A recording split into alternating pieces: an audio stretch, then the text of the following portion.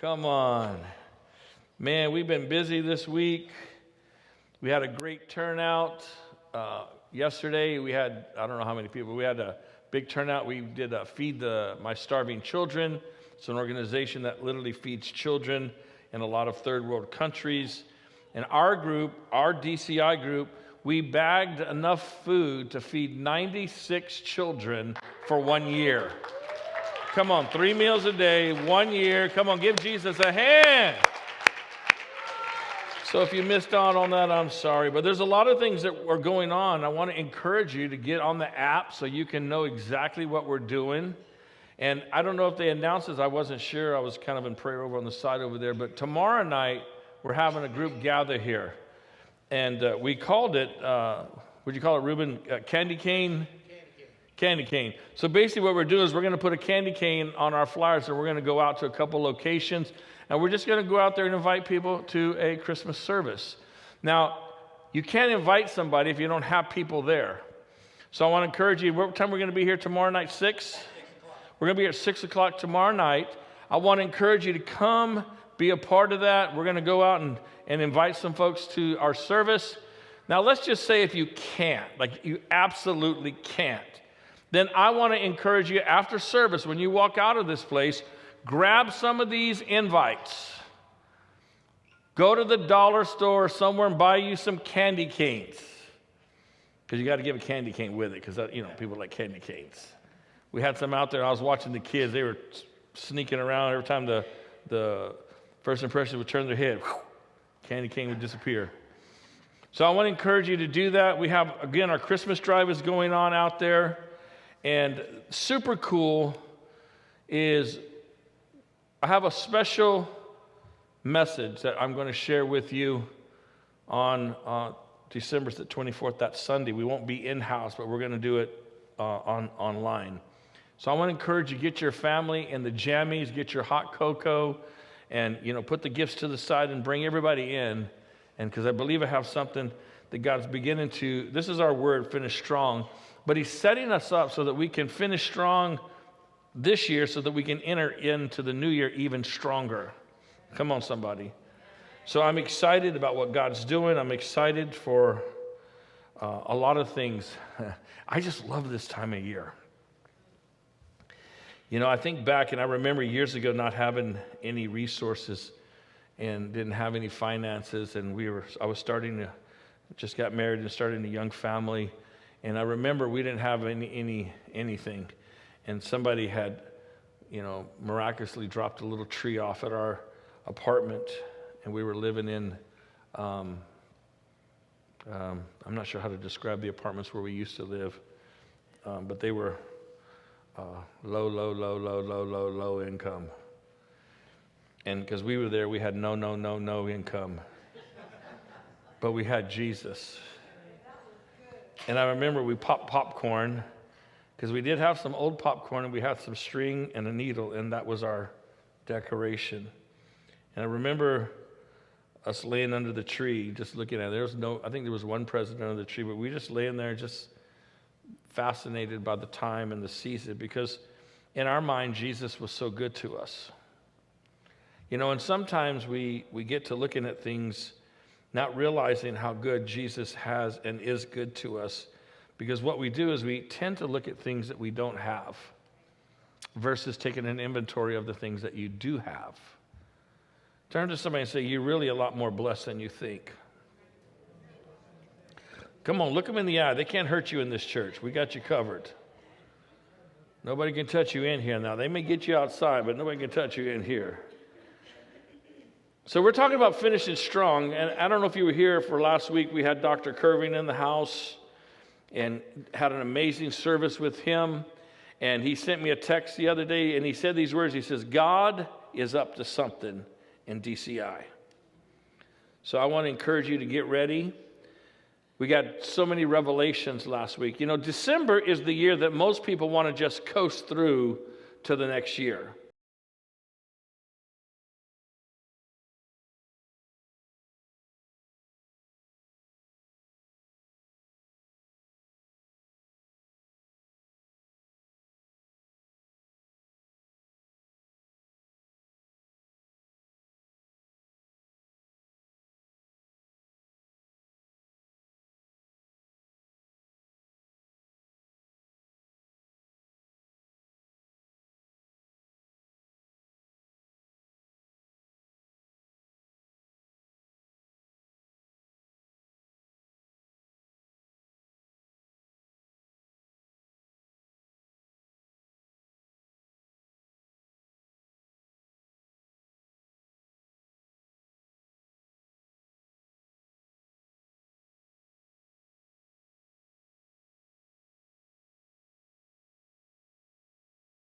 strong. Because right now, everything within us in the natural man and the natural woman says, slow down, ease up. I'm tired. I've been running for the whole year. I want to take it easy.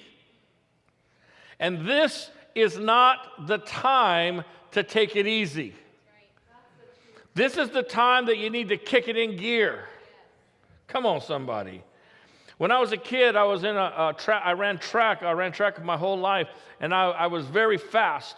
And so on our team, we ran relays, and I did the 220, the 440, and 880. But I was always the first leg because I was the shortest, the smallest, but I had the fastest start. So I would get us going, and then there would be the second leg, and he would go a little bit, and the third leg would go a little bit further, faster. But it was the fourth leg. That guy had to be the fastest and the strongest because depending on where we got, whether we were behind, he had to make it up. And for many years, our pitchers, we broke the state record, hung in that school for many years.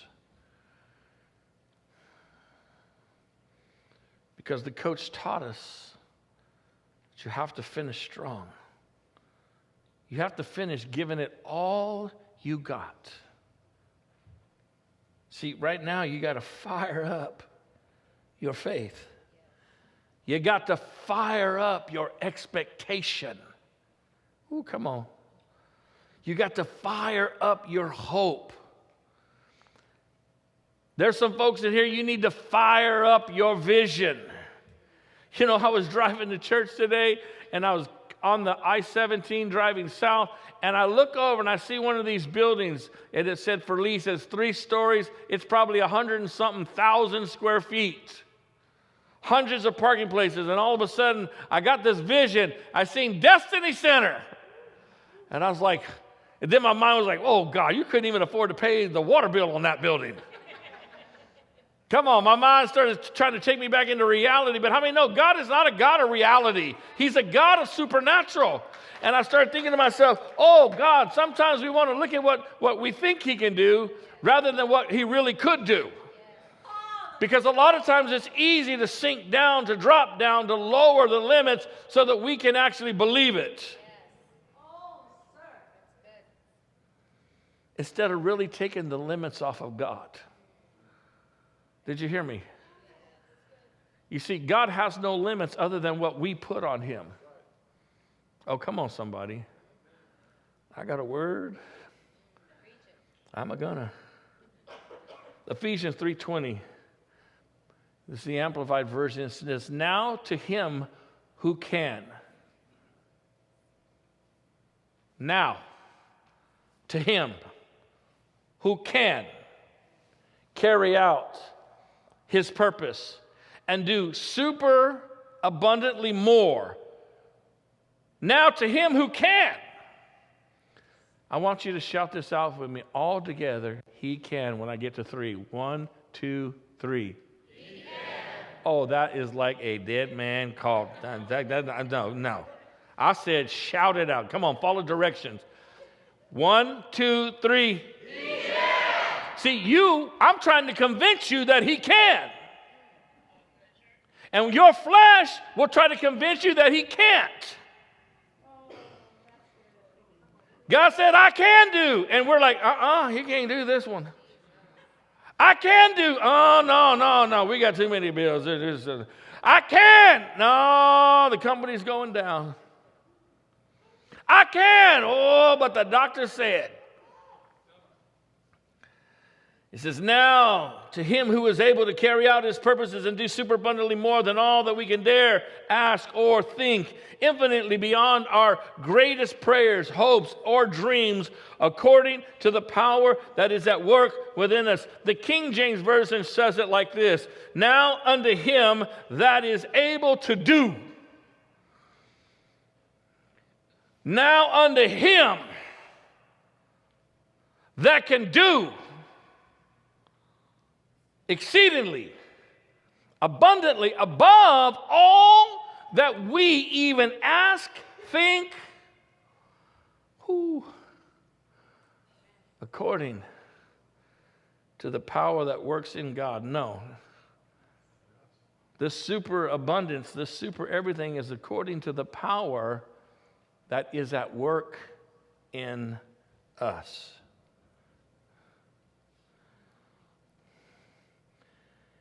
He is able to do. What does that mean? It means basically it's according to you if you believe. There are people here today that they were supposed to die, but they decided to live. Right, Gil? They told Gil he probably wasn't going to make it. I told Gil, you need to make up your mind. Do you want to live or do you want to die? If you want to die, it's okay. You've done amazing things for God. But he says, no. I mean, come on, let's be honest. I faced death. I'm only in my 60s. I faced death and I was ready. Because I knew I've done a lot of great things for God. But I didn't want to go, but I knew that I was ready to go if he wanted to take me. And I remember telling Pastor Gill, I said, hey, you need to make up your mind. Do you want to live? If you want to live, then you need to declare that. And so he calls me, Pastor, I could still hear your voice. Pastor, I'm going to live. A couple of days later, he's out of the hospital. Right? Spoke life. He started speaking life into his own body. Now, we had people praying, but the key wasn't all of us. What the key was what he believed. Isn't that right, Crystal? Right? You faced death. She had to make up her mind, am I going to live or am I going to die?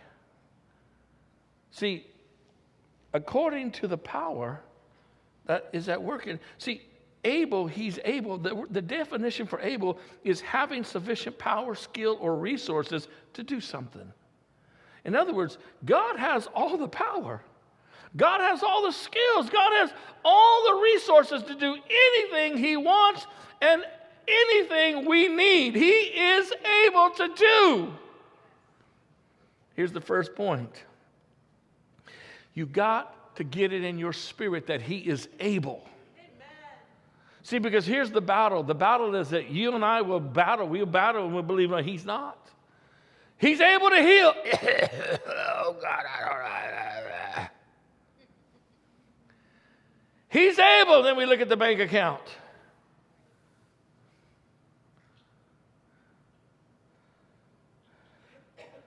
I had some call me. They have gone through some hard times and lost the job and end up having to move back to where they came from. And I told that person, I said, you will be back. He says, I'm waiting for a contract. When I get the contract, I'm coming back. I said, you coming back.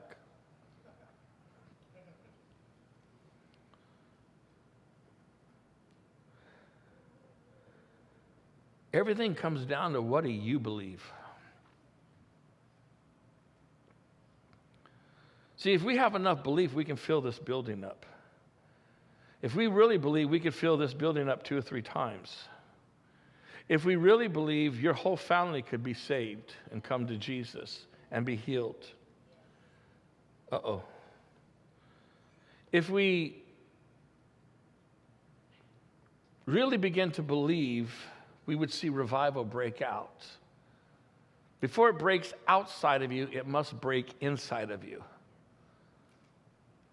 You see, you must get revival on the inside first before you can share it. This is why you ever get around someone who's negative, depressed, and then all of a sudden you feel the same way? Why? Because you took what they got. You took what they were given. That's why we're the carriers of light. We're the carriers of hope. Don't they call us the other day? I seen the hope dealers. We should be dealing hope. We should be dealing faith. We should be dealing a belief. We should be dealing, hey, God can. He is able to do. He can do exceedingly. I mean, think about this. We're all going to face some giants in our life. We're all going to face challenges and trials and setbacks. Look at me. I have had my share. But I ain't going down. And if I do get knocked down, I'm getting up. He's able to open blind eyes. I pray for people all the time, and somebody said, well, what do you do when they don't get... I said, it's not my job to heal them. My job is to pray for them. My job is to speak the word of God over them. My job is to believe for them. I am just called to lay hands or pray or share. I'm not called to save people. I'm called to share my faith. I'm called to share the good news. God will save them. God will deliver them. God will heal them. Right now, I'm just called to preach the word. I don't know where or how it's going to work in your life, but I'm called to preach it. It's up to you what you do with it. Don't get mad at me. Let that preacher pray. Talked about it didn't work. It has nothing to do with the guy up here. It has everything to do with the man or woman with the 2 ears that's listening to me. If you're watching online, don't blame nobody for things in your life. Don't blame the devil. Don't blame your in-laws or outlaws. Don't blame your husband, wife, ex-husband, ex-wife. Don't blame anybody for your life. Because you and I have the ability to go to our God and determine what kind of life we want. I can't change what's happened in my past, but I can, with God, create a brand new future. I can create a brand new life. Come on, somebody. I mean, some of us are going to look in the mirror and say, you know what, I'm going to get healthy this year. And you're just going to get it because you decide. I'm going to put those 3 cheeseburgers to the side and 4 orders of fries and a Diet Coke. And I'm going to begin to eat my veggies, to more fruit, and walk. He's able. Come on, say it with me. Just say it. He's able. He's able. Come on, say it again. Just say, he's able. He's able to change the mind of your daughter. He's able to change the mind of your son. He's able to change things. He's able to change a broken heart. Talking about it ain't going to change nothing. But if you believe and you speak, he's able. He's able to change folks. He's able to rebuild. He's able to restore. He's able to revive anything and everything. If we get this in our spirit that he is able, listen, he's able to, if we take a little old invite and a candy cane, he's able to use that little simple thing to turn someone's life from darkness to light. He's able. He's able. Don't sit there and tell me, well, I'm too shy. Listen, you used to talk, yell, shout. He's able to use you if you'll let him. There it is. If you don't get this point, here's my whole point. If you don't get this one word right here tonight or today, nothing I'm going to say is going to make any difference now. Because if you don't get it in your heart and your spirit that he's able to change that husband of yours, the one sitting next to you. He's able to change anything and everything and everyone. He's able. He is able to turn your situation around. He's able to give you a new trade. He's able to create resources. He's able to do another. He's able.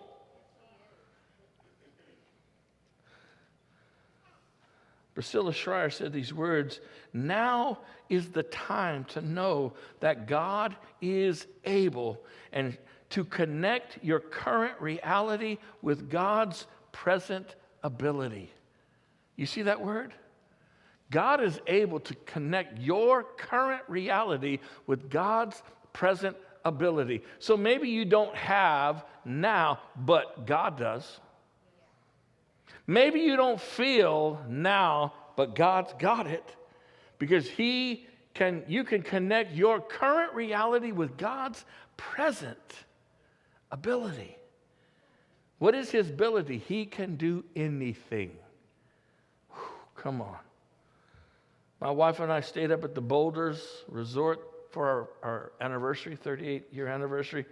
And I'm sitting in the pool, first of all, in the month of December. That in itself is a miracle. I'm sitting in this pool, and I'm looking, and the view is these boulders, these massive boulders on top. And you look up and you think, man, there's only a little tiny rock holding these giant things together. And I'm looking, thinking, wow, they could literally like roll off there and squash us all. And I just told my wife, I'm fascinated. So I just kept sitting there looking at them. And then I started asking myself, God, how did they get there? How did those big giant rocks just get stacked so perfectly on top of each other? And the only answer I could come up with is God. Oh, come on. Billy Graham said these words. He said, even if we may not always understand why God allows certain things to happen to us, we can know He is able.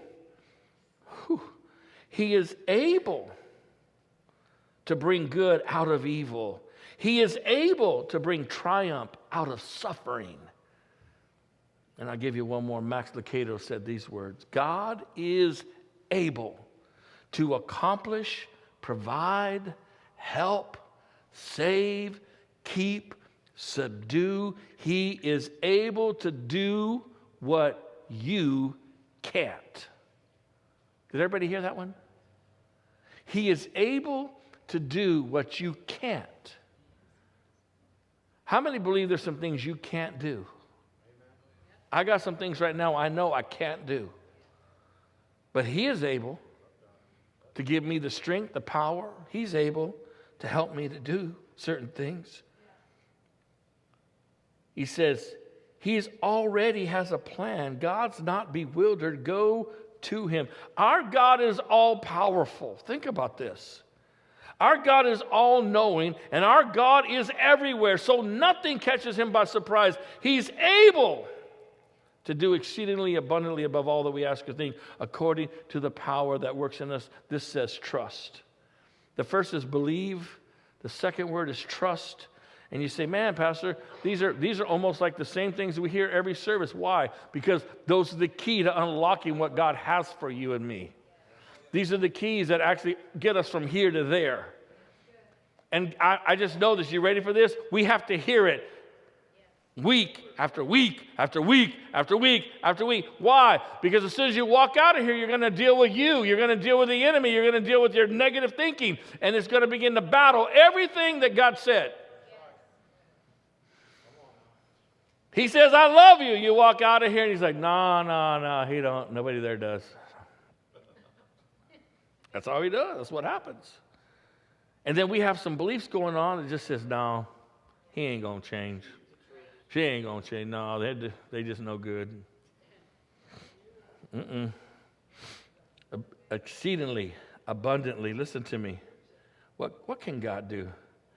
He can do so much more than we can ever imagine. Proverbs 3, 5, and 6 says, trust and rely confidently on the Lord and with all your heart. And do not rely on your own insight or understanding. Do you know how many people are struggling right now because they're doing stuff in their own insight and their own understanding?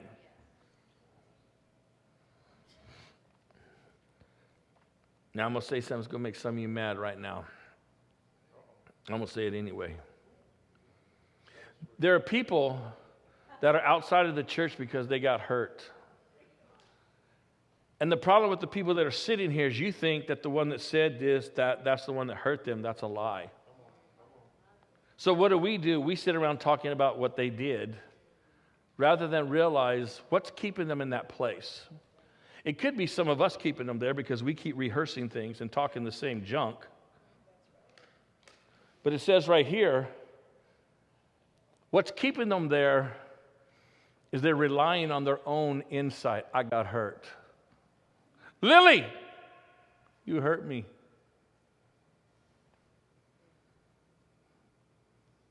Then I'll tell over here, you know what Lily did to me? She hurt me. And then we got good Christians that go, it's okay. Lily was just, and we'll just talk about Lily. We'll just talk about Lily, but Lily ain't the one that really did the problem. Lily maybe have said something or did something, but what's keeping them stuck? What's keeping them in that place? Well, one is some of us keep rehearsing it, so we help them stay there. It's so sad what they did to you. It's so sad what they did to you. Oh, that Pastor Joe, oh my God. But right here, what's keeping people stuck? This is what kept me stuck, is I was doing life in my own insight and my own understanding. So I stayed hurt. I stayed wounded. I stayed a victim.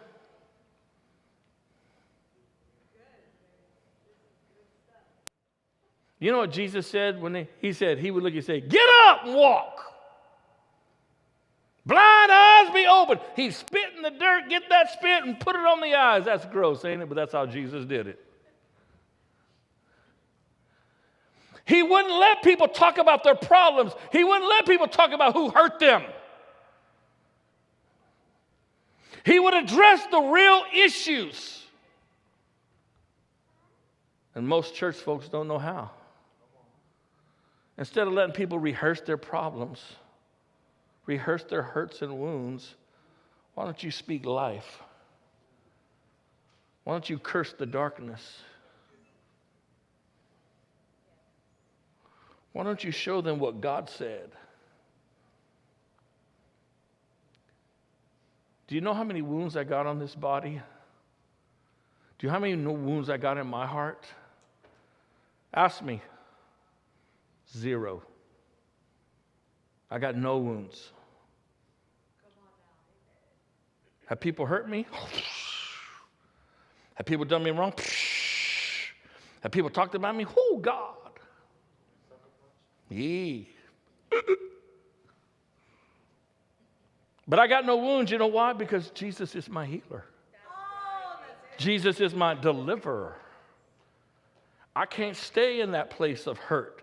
I can't stay in that place of shame. I can't stay in that place of victim. I can't stay in that place and keep telling everybody what they did to me.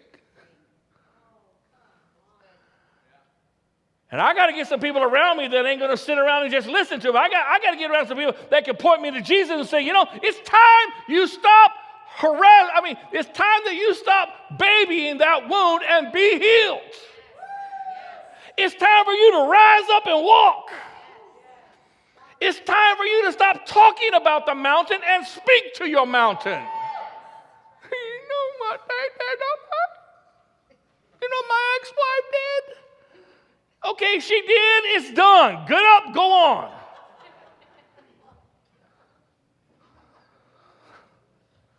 You know what my boss did? Yeah, good. He's done. Go on.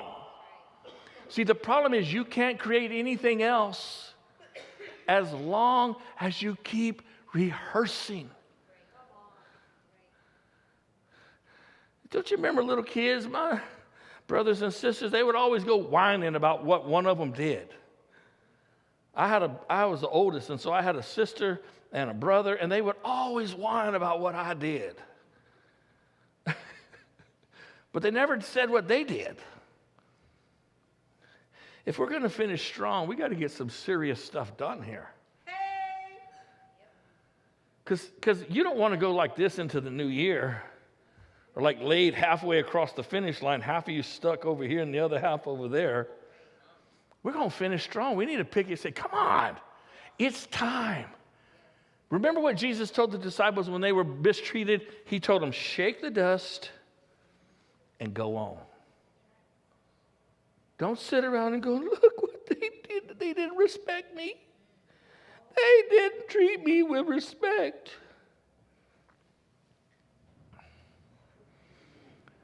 If you're looking for respect, we're in the wrong place.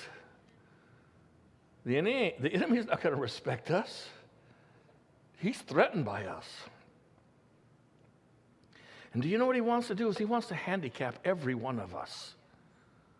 And he wants us pointing fingers across the aisle going, you know what Reuben did to me? You know what that David and Tina did to me? Oh, that Pastor Gil. He looks so holy, but he don't have that many flaws, but he's got a couple of them.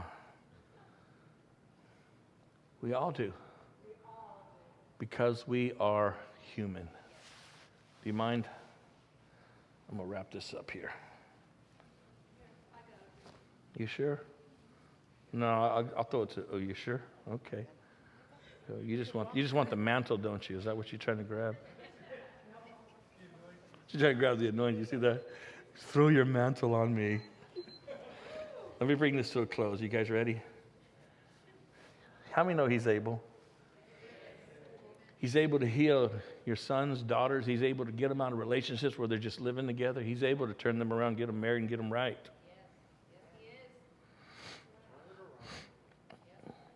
He's able to, as you were saying the other day, a testimony of a son all of a sudden now wanted a Bible out of nowhere. Never wanted a Bible, never wanted church, never wanted nothing. Now he wants a Bible. That means he's able. That means he can turn on someone who hasn't been turned on their whole life. He can change the course of someone who's never been changed. He's able. See, but the thing is, though, is if all we do is see what they do wrong, or if all they see what was done to them, we can't do anything for anybody. I remember one day my mama told me, my mama wasn't even a Christian.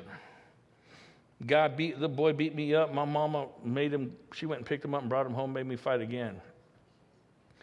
And she says, you ain't never going to run from nothing. You ain't never going to run. You're never going to run away from no fight. Never, ever will you ever run away. My mama was a single mama, less than 100 pounds. But she was vicious.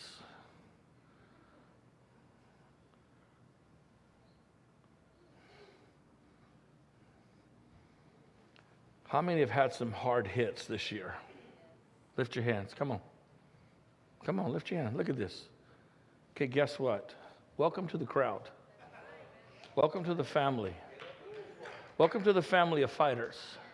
That's why the Bible says we are more than overcomers. Listen, if you haven't gone through nothing, you can't overcome nothing. See, we are called to overcome. We're not called to rehearse. We're not called to sit around and talk, how long Miguel's hurt me?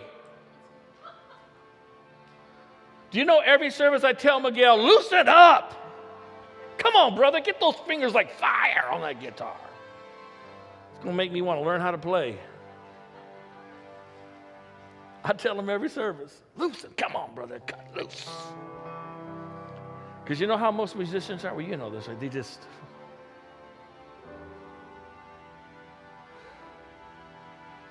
I know I felt something over here.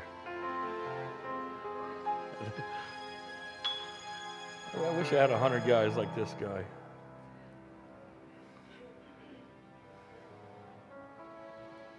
Let me close with this.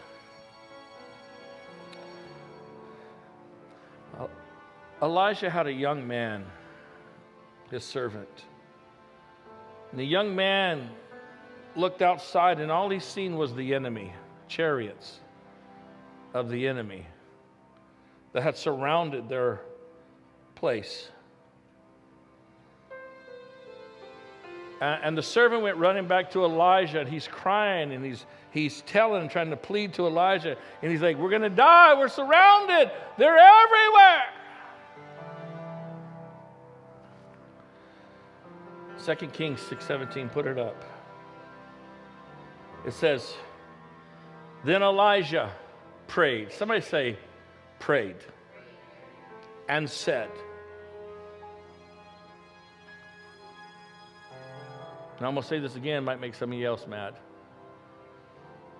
When you pray for people, you need to make sure that you open your mouth and say the right thing to them.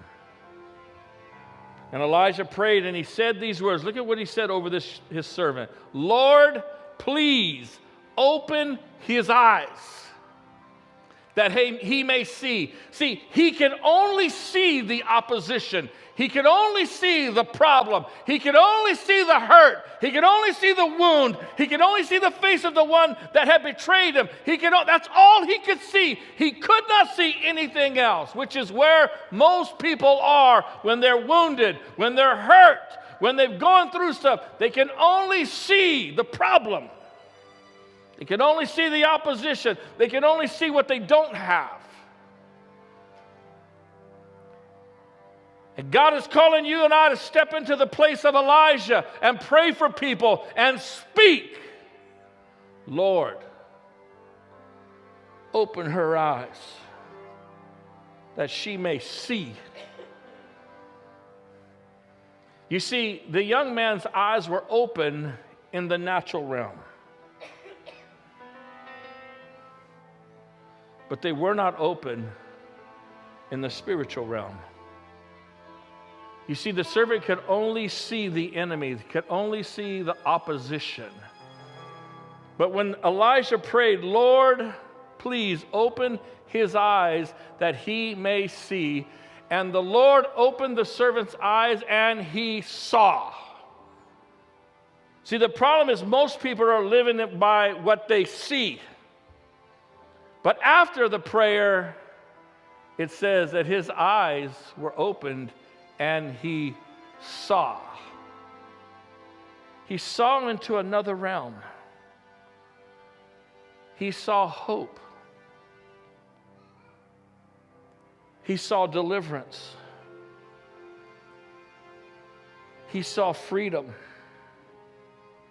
He saw victory.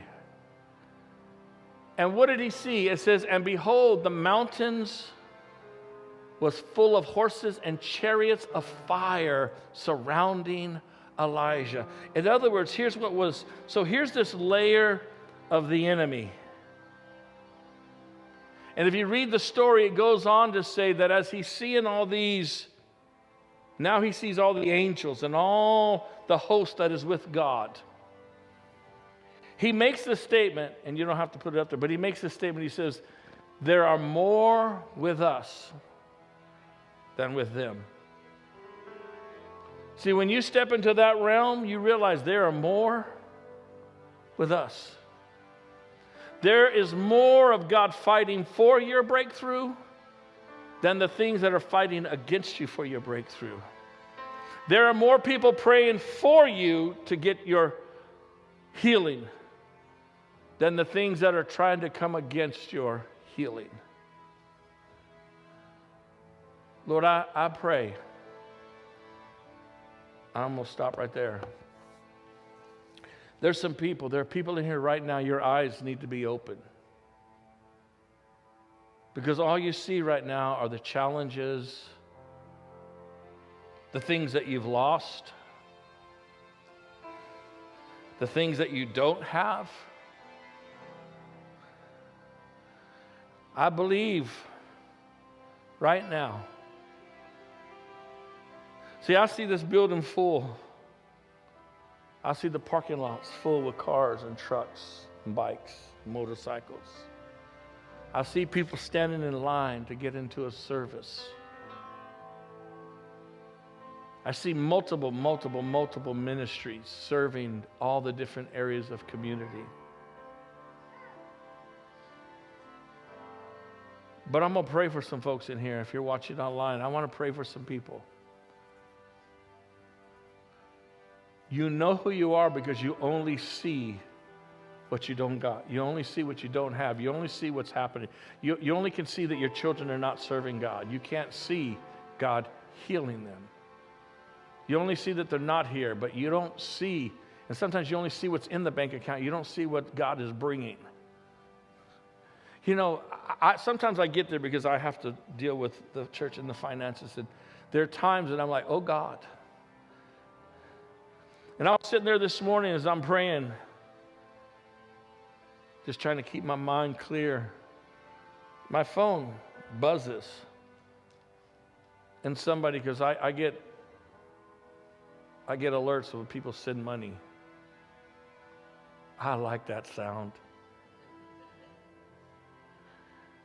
And it says tithe from this person who doesn't come to this church. Now we have ministered to this person. We have prayed and have helped this person over the years. And out of nowhere, $500 comes to DCI this morning. And when I seen that, I started speaking like I was by myself because my wife was gone. I was just lifting my hands and I started speaking in tongues. And I started praising God because I began to see multiple things, texts coming in.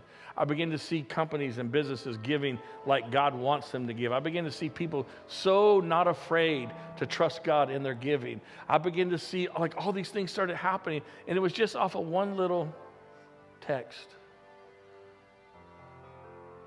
There's some eyes here that need to be opened. There's some folks, you've been in church so long, your eyes are closed. There's some folks in here, you're just barely starting out and you can't see beyond right now the front door. If you want the freedom, if you want the shackles to fall off, if you want to see what God has for you, I want you to stand up and make your way to this altar. Don't worry about it. I don't care if there's one person. I don't care if nobody's. I'm just being obedient to God. But you're going to have to push past yourself. Hey, this is Dr. Joseph Lephiew here. I want to thank you for joining us. It was an amazing time. Please connect with us. There's going to be a link that if you need special prayer, or if you feel led in your heart that you'd like to help support some of the different projects that we're doing, we'd love to have your support, and we'd love to connect with you. So we look forward to having you with our next service. God bless.